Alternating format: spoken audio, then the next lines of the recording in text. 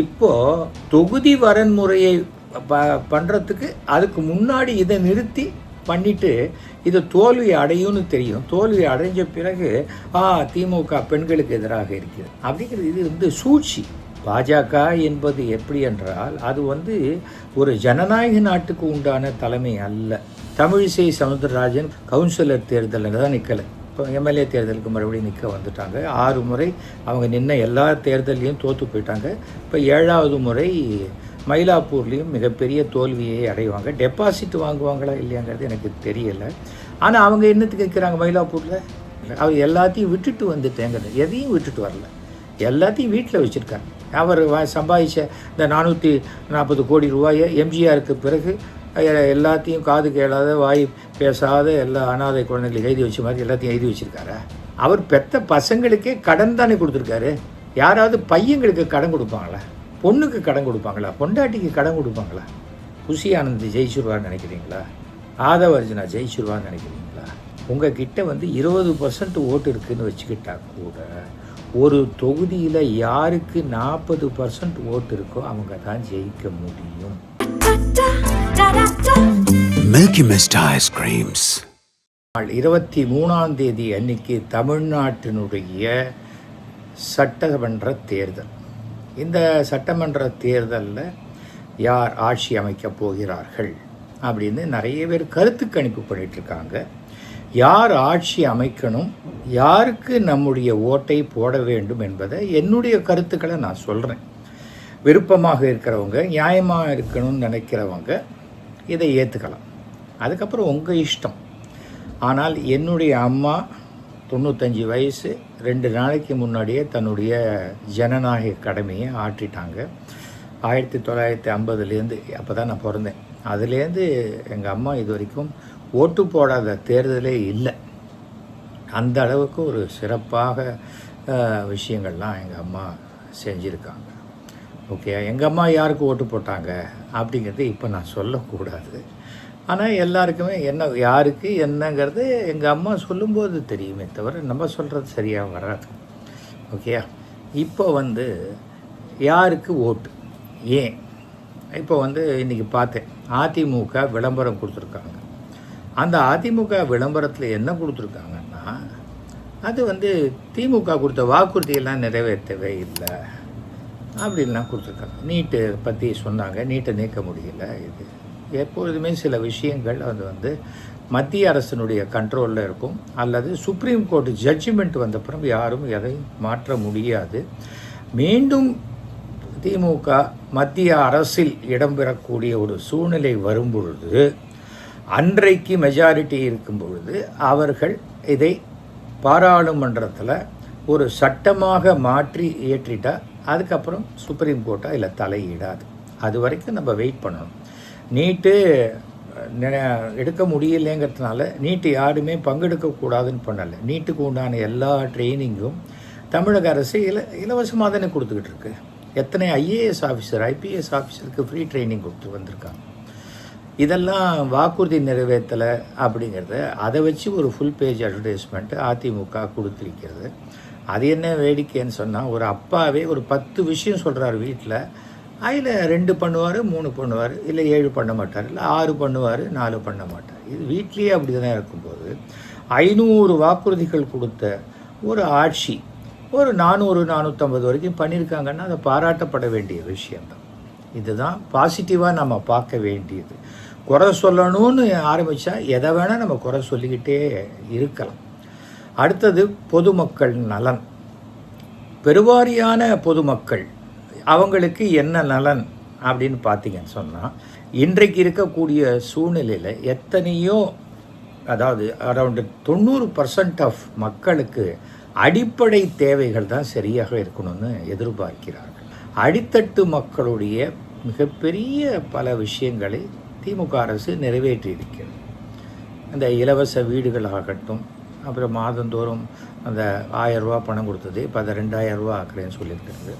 அப்புறம் படிக்கிற பெண்களுக்கு உண்டான உதவி, கம்ப்யூட்டர்ஸ் பசங்களுக்கு, அந்த மாதிரி எத்தனையோ விஷயங்கள், நல்ல விஷயங்கள் தான் செஞ்சுருக்காங்க. இப்போ அதை அந்த பாசிட்டிவ் விஷயத்தை பார்க்கணும். நிறைய பேர் எங்களுக்கு இலவசம் வேண்டாம், இலவசம் வேண்டாம். இந்த இலவசம் வேண்டான்னு சொல்கிறவங்க யாருன்னு சொன்னால் அது ஒரு வீம்புக்காக சொல்கிற ஒரு விஷயந்தான். இன்றைக்கும் அமெரிக்காவில் மிக உயர்ந்த நாடு, உலகத்தினுடைய பெரிய எண்ணனாக நினைக்கக்கூடிய நாட்டில் கூட 10% டிஸ்கவுண்ட்டு தராங்கன்னா அந்த கூப்பனை கட் பண்ணி போட்டு வச்சுருப்பாங்க அத்தனை பேர் வீட்லேயும். அவங்க போகிற காரு கிட்டத்தட்ட 70 லட்சத்துலேருந்து 1 கோடி ரூபா கார். ஆனால் அந்த 10% டிஸ்கவுண்ட்டை வாங்கிறதுக்காக அந்த கூப்பனை ஜாக்கிரதையாக எடுத்துக்கிட்டு போவோம். இது உலகம் முழுக்க இருக்குது. எல்லாமே சரியாக திமுக அரசு செய்து கொண்டிருக்கிறது. என்னுடைய அருமை நண்பர் திரு மு.க. ஸ்டாலின் அவர்களுடைய அரசு மிக சிறப்பாகத்தான் செயல்பட்டு கொண்டிருக்கு. சட்டம் ஒழுங்கு சரியில்லை அப்படிங்கிறதெல்லாம் என்னால் ஏற்றுக்கொள்ள முடியாத ஒரு விஷயம். காரணம், நீங்கள் சட்டம் ஒழுங்கு சரியில்லைன்னா முதல்ல பாரதியாரெலாம் பாட்டு பாடும்பொழுது 28 கோடி பேர் இருந்தாங்க இந்தியாவில். இன்றைக்கி 148 கோடி பேர் இந்தியாவில் இருக்கிறார்கள். ஆனால் போலீஸு அவ்வளோதான், குறைச்சலாக தான் இருக்குது. நமக்கு சட்டத்தில் அந்த சட்டத்தை விட தண்டனை மிக கடுமையாக இருந்தாலே ஒழிய குற்றவாளிகள் திருந்துவதற்குண்டான வாய்ப்பே கிடையாது. நாம் மனிதாபிமானத்தை கொஞ்சம் அதிகமாக கொண்டு வரும்போது தண்டனையுடைய ஸ்ட்ரென்த்து குறையுது. அப்போ என்ன ஆகுது, பாதிக்கப்பட்டவர் மட்டும்தான் அதிகமாக குரல் கொடுப்பாங்க, பாக்கி பேர் நமக்கு என்னப்பா பரவாயில்ல சட்டம் தானே சொல்லுது அப்படின்ட்டு நம்ம போய்ட்றோம். அந்த மாதிரியான விஷயத்துக்கு எல்லாத்துக்கும் போய் நம்ம ஸ்டாலின் சரியா இல்லை இப்படி பேசுறதுலாம் சரியான விஷயம். பெண்களுக்கு பாதுகாப்பு இல்லை. தமிழ்நாட்டில் கிட்டத்தட்ட 8 கோடி பேர் ஜனங்கள் இருக்காங்க. நீங்கள் என்னதான் இந்த மாதிரியான விஷயங்கள் எடுத்துக்கொண்டு பார்த்தாலும் அதில் அந்த பர்சன்டேஜுங்கிறது மற்ற மாநிலங்களை விட ரொம்ப குறைச்சல் தமிழ்நாட்டில். இந்தியாவிலேயே பாலியல் குற்றம் அதிகமாக இருக்கக்கூடிய 5 மாநிலங்கள் பிஜேபி ஆளுகின்ற மாநிலங்கள். அப்போ ஏன் பிஜேபியை யாரும் ஒன்றுமே சொல்ல மாட்டேங்கிறாங்க? மோடி என்ன கேட்கணும்? அது ஏங்க நீங்கள் ஆளுகின்ற மாநிலம், நீங்கள் தான் பிரதம மந்திரியாக இருக்கீங்க, ஏன் கேட்க மாட்டேங்கிறாங்க? உதாரணத்துக்கே சொல்கிறேன்னே, இந்த பெண்களுக்கு 33% உரிமை கொடுக்கணுங்கிறது 2019 ஒரு தடவை சொல்லிட்டாங்க, 2023 சொல்லிட்டாங்க. அப்போவே கூட்டமாக எம்பியெல்லாம் நின்று மோடியோட ஃபோட்டோ எடுத்துக்கிட்டாங்க. இப்போது தொகுதி வரன்முறையை பண்ணுறதுக்கு அதுக்கு முன்னாடி இதை நிறுத்தி பண்ணிவிட்டு இது தோல்வி அடையும்னு தெரியும். தோல்வி அடைஞ்ச பிறகு திமுக பெண்களுக்கு எதிராக இருக்கிறது அப்படிங்கிறது இது சூழ்ச்சி. பாஜக என்பது எப்படி என்றால் அது ஒரு ஜனநாயக நாட்டுக்கு உண்டான தலைமை அல்ல. என்னடா நீ இப்படி பேசுறியான்னு சொல்லலாம். நான் பாஜகவில் 10 வருஷம் இருந்ததுனால அதுக்குள்ளே இருக்கிற விஷயங்கள்லாம் தெரிஞ்சதுனால நான் சொல்கிறேன். அவர்கள் சர்வாதிகார போக்கு கொண்ட ஒரு கட்சியே தவிர அவர்கள் ஜனங்களுக்கு உண்டான கட்சியில் நான் நினைக்கிறத ஜனங்க கேட்கணும். இதுதான் மோடியோடைய பிரின்சிபல், அமித்ஷா பிரின்சிபல், எல்லாமே அதுதான். இப்போ ராஜ்நாத் சிங் வராரு, வந்துட்டு சொல்கிற திருப்பரங்குன்ற மலையில் நாங்கள் தீபம் ஏற்றுவோம். ஏன் முருகன் உங்ககிட்ட கேட்டாரா எனக்கு தீபம் ஏற்றுன்னு? கடவுள் உங்களை வாழ வைக்கிறாரா இல்லை நாம் போய் கடவுளை வாழ வைக்க போகிறோம்? கடவுளுங்கிறது மிக பிரம்மாண்டம். நான் 100% கடவுள் நம்பிக்கை உள்ளவன். என்னுடைய பக்தி என்னங்கிறது கடவுளுக்கு தெரியும், எனக்கு தெரியும். மனதால் வழிபட வேண்டிய விஷயங்களெல்லாம் நாம் பப்ளிக்கு கொண்டு நான் எவ்வளோ பெரிய ஆள் தெரியுமா, எவ்வளோ பெரிய ஆள் தெரியுமா, நான் கடவுளையே காப்பாற்றுறேன்னா அது அகந்த திமிரு. அதுக்கெல்லாம் அரசியலில் இடம் கிடையாது. தமிழ்நாட்டு மக்கள் கொடுக்க மாட்டாங்க. வெஜிடேரியன் சாப்பிட்றவனும் சாமி கும்பிடுவோம், நான் வெஜிடேரியன் சாப்பிட்றவனும் சாமி கும்பிடுவாங்க. எலுமிச்சம்பழத்தை வெட்டி பலி கொடுக்குறவனும் சாமி கும்பிடுவாங்க, ஆட்டை வெட்டி பலி கொடுக்குறவனும் சாமி கும்பிடுவாங்க. அப்போது எல்லோரும் ஒன்று தான். இதுதான் இந்து மதம்னு யார்கிட்ட சொல்ல முடியும்? யார்கிட்டையும் சொல்ல முடியாது. அதுக்காக நான் இதை சொல்கிறேன். அதனால் இந்த விஷயத்தெல்லாம் நம்ம ஒதுக்கி விடணும். ஜனங்களுக்கு என்ன செய்கிறாங்க ஒரு அரசு? எந்த அரசு சிறப்பாக செஞ்சுருக்கு? ஜெயலலிதா இருந்த வரைக்கும் தமிழ்நாட்டில் ஒரு 3 பிராமணர்களுக்கு சீட்டு கொடுத்தாங்க. வேறு எந்த கட்சியும் கொடுக்கல. அப்போது தனியாக திமுக மேலேயே எதிர்ப்பு உங்களுக்கு சொல்லுங்கள். அப்போ ஜெயலலிதா கொடுத்தபோது பிராமணர்கள் ஜெயலலிதாவை ஆதரித்தார்கள். பிஜேபி எதுக்காக ஆதரிக்கிறீங்க? பிஜேபி என்ன பண்ணிச்சு? தமிழ்நாட்டில் கடந்த 4 ஆண்டுகளுக்குள்ளே இருக்கிற அத்தனை பிராமணர்களையும் பிஜேபியில் இருக்கிற பொறுப்பிலேருந்து நீக்கினவர் அண்ணாமலை அவர்கள். அப்போ எதுக்காக நீங்கள் போய் ஓடி போய் பண்ணுறீங்க? உங்கள் ஜாதியே அந்த கட்சிக்குள்ளே இருக்கக்கூடாது எந்த இடத்துலையும்னு சொல்லக்கூடிய ஒரு கட்சிக்கு நீங்கள் ஆதரவு கொடுக்குறீங்க. தமிழ்நாட்டில் இந்த தடவை சொல்கிறேன், 2 சீட்டு, அதுக்கு மேலே ஜெயிக்க வாய்ப்பே கிடையாது பாஜக. இல்லை ஜெயிச்சா 3 சீட்டு ஜெயிக்கலாம், அதுக்கு மேலே வாய்ப்பே இல்லை. அப்போ அவங்க என்ன ஆட்சியை மாற்றிட முடியும்? அவங்களால என்ன பண்ண முடியும்? அதெல்லாம் ஒன்றுமே பண்ண முடியாது. இந்த டபுள் இன்ஜினு, ட்ரிபிள் இன்ஜினு, வெறும் இன்ஜினை வச்சுட்டு என்ன பண்ணுறது? கம்பார்ட்மெண்ட் வேணும், அதுக்குள்ளே போகிறதுக்கு ஆட்கள்லாம் வேணும் இல்லை? வெறும் இன்ஜினை மாத்திரம் ஓட்டிகிட்டு போனால் அதை வச்சுட்டு என்ன பண்ண முடியும்? அதுக்கு ரோடு இன்ஜின் ஓட்டினா கூட தாராவது போடணும். இதெல்லாம் எதுக்காக சொல்கிறேன்னா, ஃபஸ்ட்டு புரிஞ்சுக்கணும். அப்புறம் ஓட்டு, இந்த மதத்தை வச்சு விட்ருக்கேன், ஜாதி ரீதியான ஓட்டுகள். தமிழிசை சவுந்தரராஜன் கடந்த அது அவங்க 2 மாநிலத்துக்கு கவர்னராக இருந்தவங்க இப்போது கவுன்சிலர் தேர்தலில் தான் நிற்கலை. இப்போ எம்எல்ஏ தேர்தலுக்கு மறுபடியும் நிற்க வந்துட்டாங்க. 6 முறை அவங்க நின்ன எல்லா தேர்தலையும் தோற்று போயிட்டாங்க. இப்போ 7வது முறை மயிலாப்பூர்லேயும் மிகப்பெரிய தோல்வியை அடைவாங்க. டெபாசிட் வாங்குவாங்களா இல்லையாங்கிறது எனக்கு தெரியலை. ஆனால் அவங்க என்னத்துக்கு நிற்கிறாங்க மயிலாப்பூரில்? எல்லா ஐயர்களும் நமக்கு ஓட்டு போடுவாங்க நிற்கிறாங்க. இல்லை, அவருடைய ஜாதியை சேர்ந்தவர்கள் மயிலாப்பூரில் நிறையா பேர் இருக்காங்க அப்படிங்கிற எண்ணத்தில் அவங்க நிற்கிறாங்க. ஏன் அவங்க நிற்க வேண்டியது தானே? இதில் தானே இருக்காங்க, அந்த ஏரியாவிலே நிற்க வேண்டியது தானே. விருகம்பாக்கத்தில் அவங்க இருக்கிற பூத்துலேயே ஓட்டுவாங்கள்ல. அப்படி இருக்கும்போது இங்கே வந்து நிற்கிறாங்க. என்ன பண்ணிவிடுவாங்க அவங்களால? தவிர அதிமுக ஆட்சி அமைப்பதற்கு வாய்ப்பே கிடையாது. இந்த தேர்தலில் திமுக தான் ஜெயிக்கும். அது 150 இடங்களுக்கு மேல் பெரிவாரியான இதப்பட்டு ஃபுல் மெஜாரிட்டி கவர்மெண்ட் டிஎம்கே அமைக்கும். ஏனென்றால் அவர்கள் செய்த சாதனைகள், அந்த சாதனைகளுடைய பலன் தொடர வேண்டும் என்று மக்கள் நினைக்கிறாங்க. ஓகே, அதனால் ஸ்டாலின் தொடரட்டும், தமிழகம் வெல்லட்டும். இதோ சமீபத்தில் முதன்முறையாக மோடிக்கு மிகப்பெரிய தோல்வியை கொடுத்தது ஸ்டாலின் முக்கிய பங்காற்றிருக்காருன்னு அகில இந்திய தலைவர்களே எல்லாரும் ஏற்றுக்கொண்டிருக்கிறார்கள். இது நமக்கு ஒரு நல்ல ஃபேமான ஒரு எதிர்த்து நிற்கக்கூடிய தைரியமான தலைவர். முன்னாடி ஜெயலலிதா இருந்தாங்க, நோ டவுட். கலைஞருடைய டெக்னிக் வேறு. ஆனால் இன்றைக்கி ஸ்டாலின் ஃபேமாக நிற்கிறார். அந்த மாதிரியான ஒரு தைரியசாலி தானே நமக்கு வேணும். சரி, மத்திய அரசு கொடுக்கல, அதுக்காக தமிழ்நாட்டில் சாரி அவர் கொடுக்கல அப்படின்ட்டா ஒன்றுமே கிடையாதுன்னு சொன்னாரா? நீ கொடுக்கல, நான் கொடுக்குறேன் அப்படின்னார்ல. கேஸை போட்டு ஸ்டாப் பண்ண பார்த்தாங்க.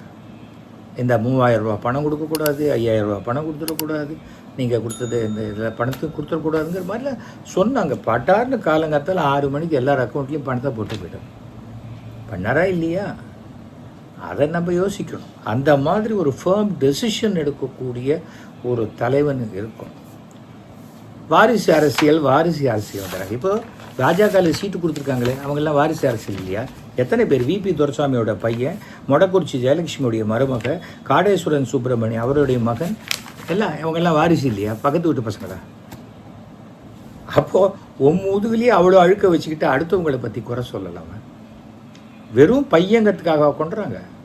அவங்க அந்த திறமையை வச்சுருக்காங்க. போன தடவை ஒரு செங்கலை வச்சே ஜெயிச்சு காட்டினார் உதயநிதி.